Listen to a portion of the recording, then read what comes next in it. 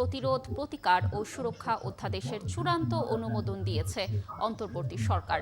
বৃহস্পতিবার প্রধান উপদেষ্টার প্রেস সেক্রেটারি জানান, অধ্যাদেশ অনুযায়ী অভিযোগ গঠনের ১২০ দিনের মধ্যে অপরাধের বিচার করতে হবে। দর্শক, আরো জানাচ্ছেন মোহন ইসলাম।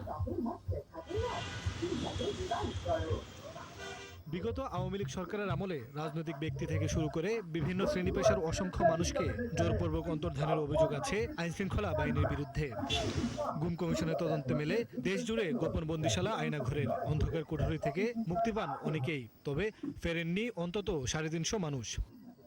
সম্প্রতি গুমের সঙ্গে জড়িত ১৮ জন সেনা সদস্যেরও বিচার শুরু হয়েছে, তবে গুম বন্ধে কার্যকর আইনের দাবি করে আসছিলেন মানবাধিকার সংগঠনগুলো। এমন প্রেক্ষিতে গুম প্রতিকার ও প্রতিরোধ অধ্যাদেশ ২০২৫-এর চূড়ান্ত অনুমোদন দিয়েছে অন্তর্বর্তী সরকার। বুধবার প্রধান উপদেষ্টার কার্যালয়ে পরিষদের বৈঠকে এই সিদ্ধান্ত নেওয়া হয়, যেখানে